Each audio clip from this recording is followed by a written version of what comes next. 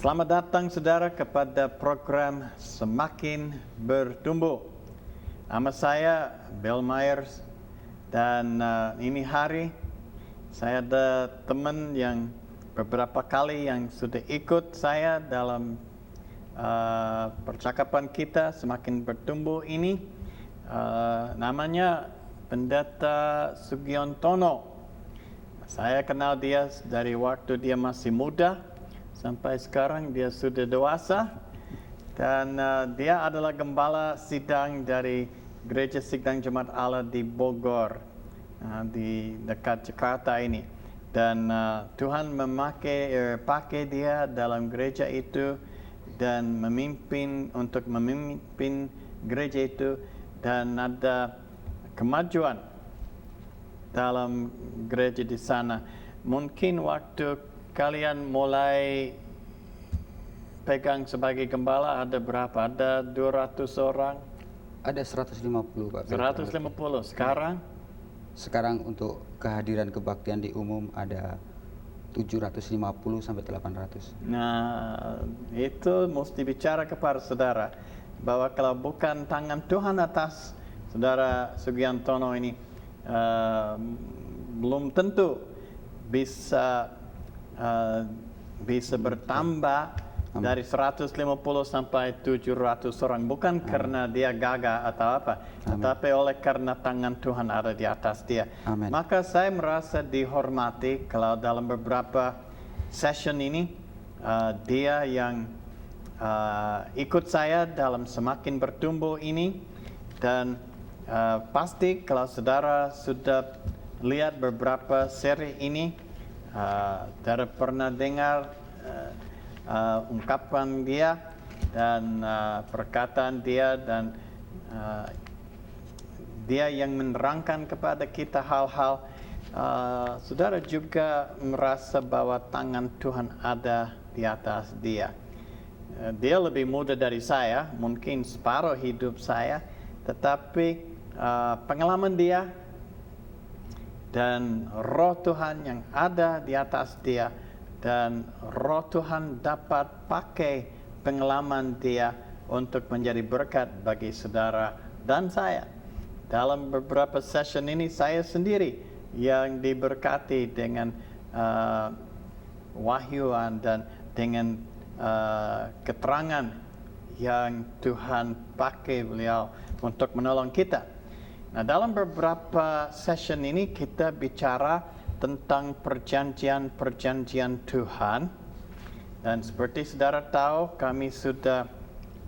kita sudah bicarakan tentang perjanjian Allah dengan Adam, yang mana Adam tidak taat. Allah berjanji sesuatu kepada dia, Adam tidak taat, lalu ada akibatnya yang buruk, yang tidak baik, sampai dia kena hukuman. Kemudian session yang baru selesai ini kita bicara tentang Nabi Nuh, dan kita baca dan kita lihat bahwa Nabi Nuh walaupun dalam keadaan yang sukar sekali, dalam dunia yang jahat sekali, dia tetap taat kepada Allah.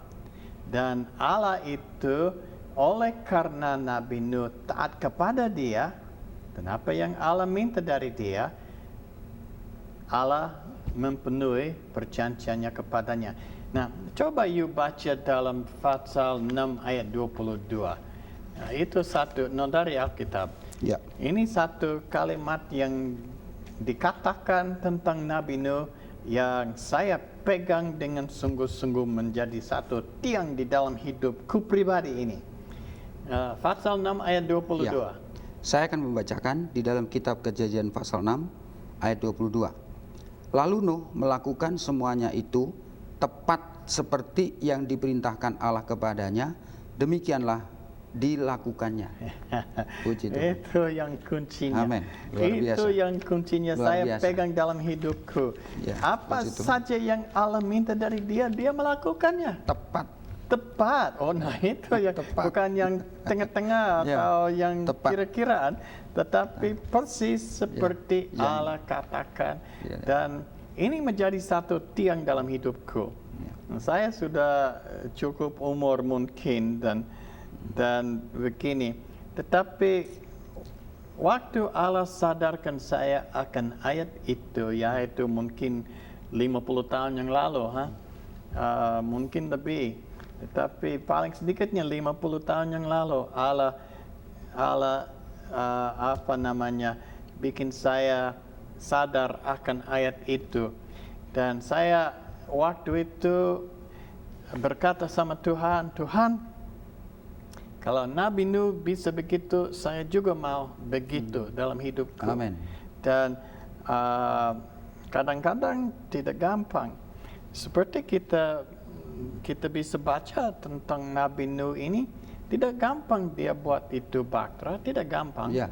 Dan Masih zaman batu, Pak Bel itu. Iya. Belum ada gergaji, belum ada pisau, belum ada nada serutan, pabrik. belum ada. Iya. Dan kalau Masih zaman batu itu. Iya. Dan kalau kita perhatikan, dia tidak bangunkannya di kota juga, dan bukan bersama-sama dengan satu perusahaan yang suka buat perahu. Tapi dia sendirian jauh dari tepi laut itu, dan tetapi dia tetap hari demi hari, minggu dengan minggu, tahun dengan tahun Mengerjakan dengan setia. Seperti kita baca tadi, melakukan Tepat. apa yang Allah berkata. Nah, ini menjadi satu contoh kepada kita, dan kita bicara sedikit tadi tentang keadaan dunia pada waktu itu. Bukan waktu dia mulai tidak jahat, tapi Pada saat kejahatan terjadi. ya, tetapi sepanjang waktu ini dunia jahat sekali, tetapi dia taat kepada Allah dan dia melakukan apa yang Tuhan berkata di tengah-tengah kejahatan yang terjahat di dalam dunia ini yang kita tahu. Jadi dia dengar firman Allah dan dia mengikuti dalam dunia yang boleh bilang Jahat. yang jahat seperti musuh. Bukan hanya ini, tetapi you tahu ada orang yang saya tidak mau dekat sama mereka sebab mereka selalu mau pukul atau apa ya, musuh. Dan dia hidup dalam satu dunia demikian, tetapi dia tetap manis, dia tetap tidak marah, dia tetap tidak kutuk orang itu, dan pasti ada yang mengolok dia, dan pasti ada yang bilang, wah sudah berapa puluh tahun kamu bilang ini, tetapi lihat tidak ada hujan, tidak ada air, bagaimana ini. Tapi generasi dia jahat dan tidak mau dengar akan Tuhan. Nabi Nuh tetap dengar, tetap ikut itu. Nah, setelah Nabi Nuh masuk dalam bahtera dan Tuhan tutup pintu, lalu kita baca bahwa ada hujan datang dari langit dan ada air dari bawah, dari dalam dunia ini. Dan sampai seperti you bilang, ini dibanjiri seluruhnya, bukan satu lembah saja, lokal. No, tidak. Tetapi ini dari bawah ke atas. Katanya seluruh muka bumi ini ditutup dengan air. Dan dia di dalam itu bahtera, kita baca itu hujan 40 hari dan macam-macam itu. Lalu dalam 1 tahun dia tetap di dalam bahtera itu. Nah, kalau dia keluar dari bahtera itu, dia melakukan apa yang pertama? You tahu? Apa yang dia melakukan pertama-tama waktu dia keluar dari bahtera? Ya, pada saat Nuh ada di dalam bahtera, kalau kita membaca dari kisah itu, Nuh mendengar sesuatu kengerian yang terjadi karena air itu begitu dicurahkan seperti pernyataan murka dari Allah. Jadi bukan hanya seperti hujan-hujan biasa, tetapi hujan yang sangat deras. Bahkan Alkitab memberitahukan dari bawah tanah itu keluar juga, sumber air itu keluar ke atas. Itu merupakan satu pernyataan, memang betul kata firman Allah itu penyataan murka Allah yang luar biasa. Dan pada saat itu Nuh satu sisi dia merasa, nampaknya di dalam cerita itu sedih karena melihat orang-orang yang berteriak dan mereka tidak bisa masuk lagi. Karena pintunya bukan Nuh yang menutup, Allah sendiri yang menutup. Dan di dalam kitab Wahyu kita mendapatkan keterangan apa yang dibuka oleh Allah tidak akan bisa ditutup oleh manusia.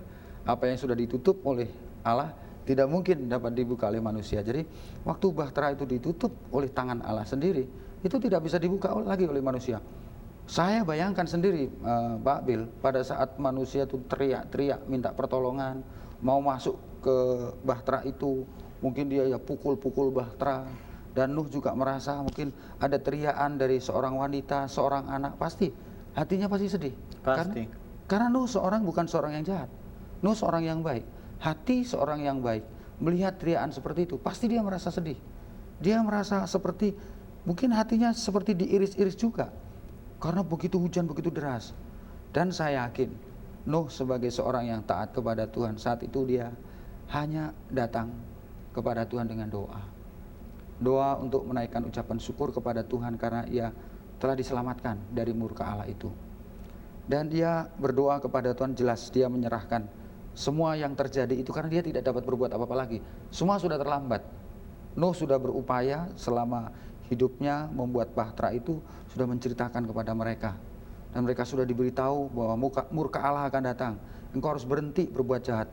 Engkau harus tidak melakukan perbuatan-perbuatan yang jahat seperti itu. Tapi mereka tidak mau mendengarkan. Nuh gak bisa berbuat apa-apa lagi. Walaupun anugerah Allah diberikan,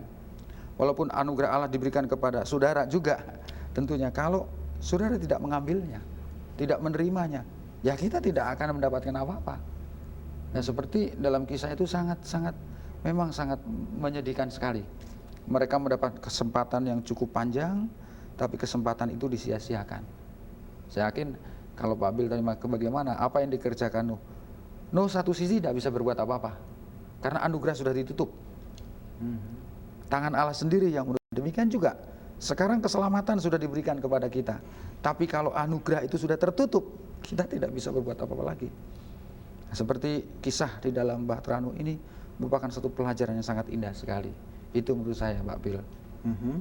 Jadi apa yang dilakukan Nuh, saya rasa Nuh hanya bisa berdoa kepada Tuhan untuk generasi selanjutnya agar tidak terjadi seperti itu. Saya rasakan seperti itu. Ya, oke. Nah, nanti waktu sudah selesai dan itu bahtera sudah di darat lagi, tidak di air tapi di darat. Kemudian kita baca bahwa pintu dibuka. Yang pertama yang dilakukan oleh Nabi Nuh dengan keluarganya itu untuk menyembah dia. Dia memberikan persembahan kepada korban. dia. Dan itu yang menarik hati Allah untuk menyatakan perjanjiannya lagi kepada manusia, bahwa ternyata bahwa manusia itu memang kecenderungannya dia melakukan perbuatan yang jauh dari Allah. Namun Allah melihat bahwa manusia tidak berbuat apa-apa.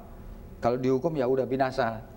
Dan Allah rupanya tidak akan melakukan hukuman seperti itu lagi. Dengan memberikan tanda pelangi sebagai satu tanda perjanjian, Allah tidak akan menghukum manusia dengan air bah seperti itu. Tapi saya yakin kalau manusia tetap tidak taat, saya tidak tahu bagaimana. Pak Bill, itu pasti ada juga hukuman-hukuman yang lain mungkin akan terjadi. Jadi itu cuma air bah saja, tapi hukuman yang lain tidak diceritakan.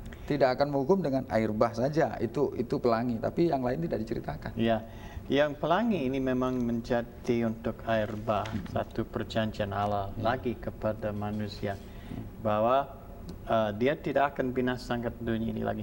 Saya tertarik selalu kalau kita dalam mobil saya dengan anak-anak saya, mereka kecil ya, 5-6 tahun, dan ada yang bayi yang 2 tahun, dan kita sedang jalan dalam mobil dan ada hujan, lalu ada mereka lihat satu pelangi. Oh lihat, lihat, ada pelangi. Allah berjanji kepada kita.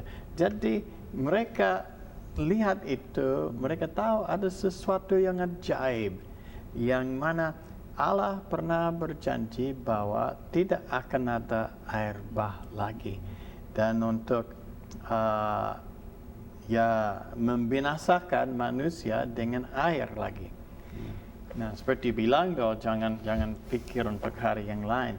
But untuk meneruskan kita punya pembicaraan ini hari, kita lihat kepada generasi sesudah Nabi Nuh.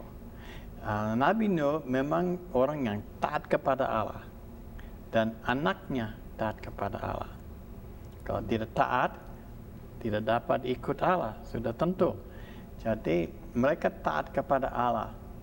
Kemudian kita lihat lambat tahun ada suatu perubahan di dalam manusia, artinya generasi baru. Mereka mulai seperti lama, seperti dulu. Nah, apa sebabnya you rasa mereka berbuat seperti yang lalu? Kan dunia sudah dibinasakan, boleh bilang, menjadi dunia dengan yang murka baru. Allah, dan ada yang baru dengan murka Allah karena mereka melanggar dan tidak taat kepada Allah. Nah, pasti generasi yang baru ini tahu itu. Pasti mereka sudah dengar dari Nabi Nuh dengan anaknya bahwa dunia jahat, tapi Allah membersihkannya buat kita. Jadi kita baca dalam Alkitab, beberapa waktu kemudian mereka sudah mulai seperti dulu kala.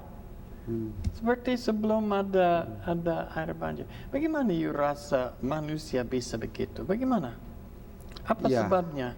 Ya Pak Bill, memang dari peristiwa-peristiwa yang terjadi seperti salah satu dari Nuh, itu sebenarnya manusia cukup tahu bahwa akibat dari ketidaktaatan mereka itu mengakibatkan mereka dihukum. Tapi ternyata di dalam generasi selanjutnya, seperti Pak Bill tadi katakan, manusia seolah-olah lupa dan kembali lagi dalam perbuatannya yang jahat. Masa bisa lupa? Nah, itu satu kejadian. Ya, itulah manusia yang memang pada dasarnya mereka sudah dilahirkan di dalam keadaan dosa dan sudah dikandung di dalam dosa. Oh, berarti ada keturunan, ada sesuatu karena dilahirkan. Ini, Alkitab mengatakan, firman Tuhan mengatakan bahwa akibat dari seorang yang berdosa, maka dari generasinya semua hidup di dalam dosa dan hidup dilahirkan di dalam keadaan berdosa dan hidup di dalam dosa. Nah, masalah yang mengakibatkan mereka berbuat kembali kepada kejahatan itu bukan karena perbuatannya yang dihabiskan kemudian dia akan jadi manusia yang baik. Tapi masalah itu walaupun akibatnya semuanya perbuatan yang jahat itu sudah dibinasakan, tapi dosanya ini yang masih ada. Karena dosanya masih ada di dalam manusia. Dosa itu bukan satu tindakan-tindakan yang nyata, tapi dosa itu merupakan sifat yang ada di dalam manusia, Pak Bill. Nah, itu datang dengan siapa? Karena Adam yang tidak taat itu. Adam, ya, tetapi ini semua orang sudah mati. Ya. Semua mati. Tinggal yang baktera ini dengan isinya baktera. Jadi siapa yang membawa yang sifat itu kepada, boleh bilang, dunia yang baru ini? Siapa? Bukan Nabi Nuh sama keluarganya? Ya. Mereka memang dari zaman dulu, tapi menjadi seperti jembatan kepada yang baru. Jadi yang sifat dosa itu, walaupun Nabi Nuh adalah orang yang taat dan baik, sifat itu masih ada kepada dia. Dia taat karena dia mau taat kepada Allah, bukan karena dia harus atau dipaksa. Nabi Nuh dikatakan orang benar dan dia taat karena dia mau taat kepada dia. Tapi masih di dalam dada dia itu kemungkinan untuk tidak taat. Dan waktu dia dalam baktera datang kepada dunia yang baru, boleh bilang, yang mereka 8 orang ini yang mulai bertambah lagi sampai ada banyak manusia. Sifat itu yang ikut Nabi Nuh dengan anaknya, dengan istrinya ke dunia baru ini, ikut mereka juga. Itu sifat melanggar Tuhan, tidak ditinggalkan di sebelum air bah itu. Tetapi ikut mereka juga karena mereka masih manusia, you see. Masih manusia. Dan dosa itu yang dari Adam, yang kami semua mewarisi, dapat warisan dari Adam ini, baik sampai zaman hari ini. Kita memang beberapa generasi, ratusan generasi mungkin dari Adam, tetapi kami masih memiliki dosa, sifat dosa seperti Adam ini. Kita selalu mau melanggar Allah, tidak taat kepada Allah. Saya juga ini hari juga mungkin sudah tidak mau taat atau melanggar. Ampunilah saya Tuhan. Tetapi itu ikut Nabi Nuh ke dalam bahtera sampai boleh bilang mendarat. sudah mendarat di daratan. Dan dia keluar dari bahtera, tetap sifat itu dosa ada itu juga. masih ada. Nah, itu yang masih ada, walaupun kita tidak baca bahwa Nabi Nuh tidak taat, artinya dia berhenti ketaatannya kepada Allah, tetapi dia taat, terus dia taat. Tetapi itu sifat yang masih ada di dalam dia, waktu anak cucunya dilahirkan, dan seterusnya, itu sifat masih menular ikut manusia. Menjalar. Jadi generasi yang sesudah Nabi Nuh ini kita baca tidak begitu lama lagi. Tidak begitu lama.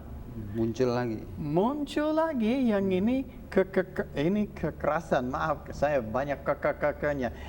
Kekerasan artinya mementingkan diri, kesanggupan sendiri, kesombongan itu yang semuanya dalam itu kata kesombongan itu menimbul di dalam hidupnya, muncul lagi dalam hidup mereka. Dan kita baca bahwa generasi yang berikut itu mereka sudah mau meninggikan diri di hadapan Allah.